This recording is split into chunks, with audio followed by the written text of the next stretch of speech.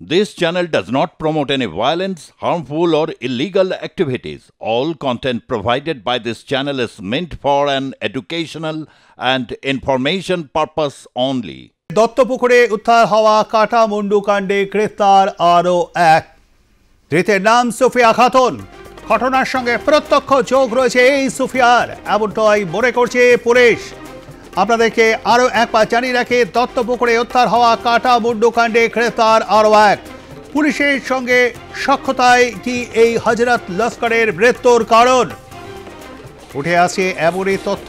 কুখ্যাত দুষ্কৃতী ছিল এই হযরত লস্কর এবং দীর্ঘদিন ধরে সে জেলেও ছিল। এরপরে সে পুলিশের গাড়ি চালায়, তবে তার আগে 400 গ্রাম সোনা বাংলাদেশে পাচারের অভিযোগ ওঠে এর বিরুদ্ধে। তারই ভাগ বাটোয়ারা নিয়ে বেশ কয়েকদিন ধরেই বিবাদ চলছিল এবং তার জেরেই কি এই খুন, এমনটাই কিন্তু উড়িয়ে দিচ্ছে না পুলিশ। আমাদের সঙ্গে রয়েছেন আমাদের প্রতিনিধি সত্যজিৎ চক্রবর্তী। সত্যজিৎ, এখনো পর্যন্ত তদন্তে কি কি বিষয় উঠে আসে? দেখো, যেটা ঘটনা সেটা হচ্ছে এই যে হযরত লস্কর প্রাথমিকভাবে যে চিহ্নিতকরণ করা হয়েছে নিহত ব্যক্তির, তার যেটা পরিচয় পাওয়া যাচ্ছে যে দীর্ঘদিন ধরে সে কিন্তু অন্ধকার জগতে ছিল, অর্থাৎ ব্যারাকপুর কমিশনারেট এবং দক্ষিণ 24 পরগনা, উত্তর 24 পরগনা, বিধাননগর কমিশনারেট, এই সমস্ত থানা এলাকাতে কিন্তু একাধিক ডাকাতি, চুরি এবং বাংলাদেশ সীমান্ত এলাকায় পাচারের সঙ্গে জড়িত ছিল এই হযরত লস্কর, এমনটা জানা যাচ্ছে। এরপর শেষবার সে যখন কয়েক বছর আগে গ্রেপ্তার হয়, সে সময় সে অন্ধকার পথ ছেড়ে স্বাভাবিক সুস্থ জীবনে ফেরার জন্য সে কিন্তু চেষ্টা করে এবং সেই কাজে সহযোগিতা করে এক পুলিশ সদস্য। এবং যেটা জানা যায় যে এরপরে পার্শ্ববর্তী উত্তর 24 পরগনার পার্শ্ববর্তী এক জেলার থানার কিন্তু পুলিশের গাড়ি সে অনিয়মিতভাবে চালাতে শুরু করে এবং সেই মোতাবেক সে কিন্তু সুস্থ জীবনযাপন করে।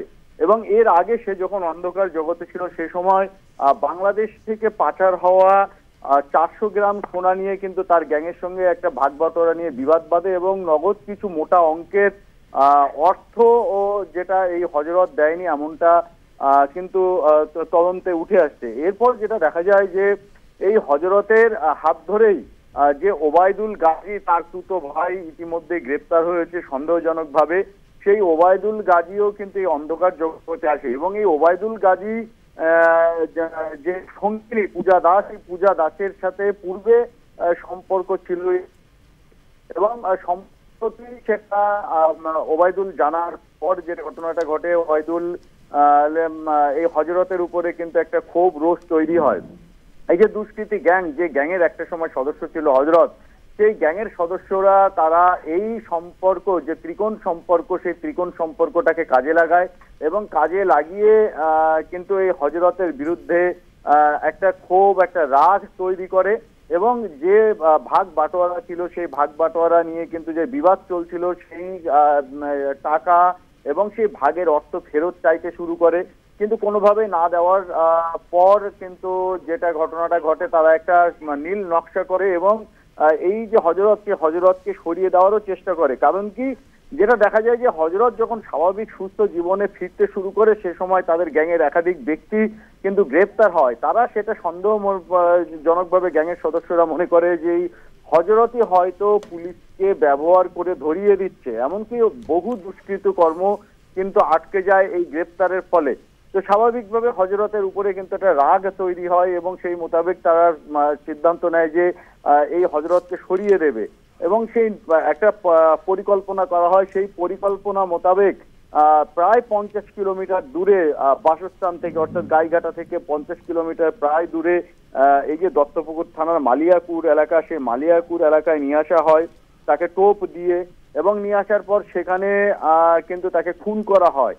খুনের পর যেটা দেখা যায় যে যাতে করে তদন্তকারীদের বিভ্রান্ত করা যায়, সেই কারণেই এই যে ত্রিকোণ সম্পর্ক, সেই ত্রিকোণ সম্পর্কটাকে হাতিয়ার করতে কিন্তু একটা আলামত রেখে যায় কি না, এই হযরতের গোপনাঙ্গে কিন্তু আঘাতের চিহ্ন মেলে।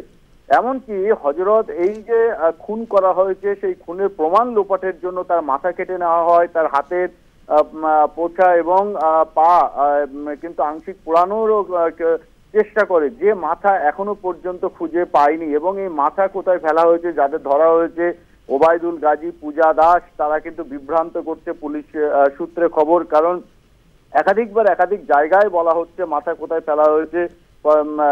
বেশ কিছু ভাটা এলাকা, বেশ কিছু জঙ্গল এলাকার নাম করা হচ্ছে। সেখানে পুলিশ যখন যাচ্ছে গিয়ে কিন্তু মাথা পাচ্ছে না। তো স্বাভাবিকভাবেই এই যে ঘটনা, সেই ঘটনায় হযরতকে কেন খুন করা হলো পুলিশের কাছে এখনো পর্যন্ত সেই বিষয়টা কিন্তু পরিষ্কার নয়।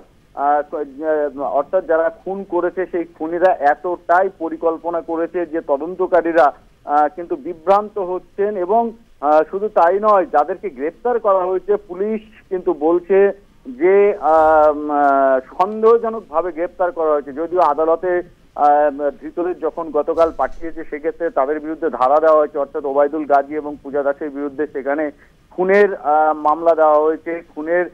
খুন সংগঠিত করা একাধিক ব্যক্তিকে নিয়ে, আর খুনের যে প্রমাণ, সেই প্রমাণ লোপাট, এই যে তিনটে ধারা, সেই তিনটে ধারা কিন্তু দেওয়া হয়েছে।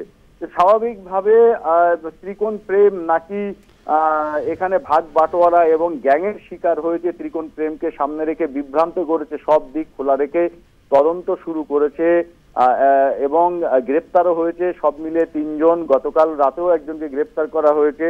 তো পুলিশের যেটা প্রাথমিক ভাবে চেষ্টা এখনো পর্যন্ত, যে এই যে যারা গ্রেপ্তার হয়েছে তারাই কি খুনের সাথে জড়িত। কারণ ঘটনাস্থলে 3টে রক্তমাখা মদের গ্লাস উদ্ধার হয়েছে এবং এই যে পুরানো সত্যজিৎ এই কাণ্ডে তার মানে এখনো পর্যন্ত মোট 3 জনকে গ্রেপ্তার, তাদের মধ্যে 2 জন মহিলা এবং 1 জন পুরুষ, তাই তো? একদমই। দেখো, উদ্ধার হয়নি কাটা মুন্ডু, উদ্ধার হয়নি ওই অস্ত্র, যে দুটি ছাড়া কিন্তু খুনের মামলা রুজু করা এবং চার্জশিট দেওয়া সম্ভব নয়। একদমই তাই, একদমই। দেখো, এখনো পুলিশ যেটা বলছেন যে এই খুনের সঙ্গে কিন্তু আরো অনেকেই জড়িত আছে, তাদের খোঁজ চলছে। ইতিমধ্যেই যারা ধরা পড়েছে, অর্থাৎ পুলিশ যাদের ধরেছে তাদের কাছ থেকে তাদের মোবাইল ফোন ঘেটে কিন্তু বেশ কিছু তথ্য পেয়েছে। এবং মূলের যে ষড়যন্ত্রকারী, মূল চক্রী, তাকে কিন্তু এখনো পর্যন্ত পুলিশ গ্রেপ্তার করতে পারেনি, এমনটা সূত্রের খবর। তবে তাকে শীঘ্রই গ্রেপ্তার করবে, এমনটা পুলিশের তরফ থেকে দাবি করা হচ্ছে। প্রবীর, ধন্যবাদ আমাদের সঙ্গে থাকবার জন্য। কথা বলছিলাম আমাদের প্রতিনিধি সত্যজিৎ চক্রবর্তীর সঙ্গে।